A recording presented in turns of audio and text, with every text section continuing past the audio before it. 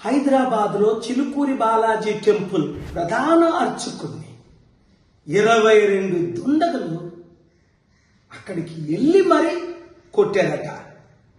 ఈ మధ్యని ఎంత దారుణం అయిపోయిందంటే చర్చిల్లోకి వెళ్ళి పాస్టర్స్ని, మసీదుల్లోకి వెళ్ళి మొలానస్ని, మళ్ళా రాముడి పేరుతో వెళ్ళి రామరాజ్య సైన్యం అట రాముడి పేరుతో వెళ్ళి ఒక పూజారిని కొట్టడు. ఎంత దారుణం ఇది!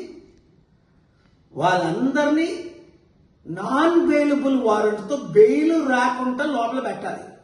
సరి అయిన యాక్షన్స్ తీసుకుంటేనే ఇలాంటి అవినీతి అక్రమం దేవుడి పేరుని మందిరాల పేరుని తగ్గుతాయి. లేదంటే ఈ దేశం సర్వనాశనం అయిపోద్ది. కనుక తెలంగాణ ముఖ్యమంత్రి హోమ్ మినిస్టర్ అయిన రేవంత్ రెడ్డి ఇమీడియట్ గా పోలీస్ డిపార్ట్మెంట్ డీజీపీ కమిషనర్ ద్వారా తగిన చర్యలు తక్షణమే తీసుకోవాలి. ఇలాంటి దారుణాలు ఎక్కడా జరగకూడదు. ముఖ్యంగా చర్చెస్ లో, మందిరాల్లో, టెంపుల్స్ లో జరగకూడదు.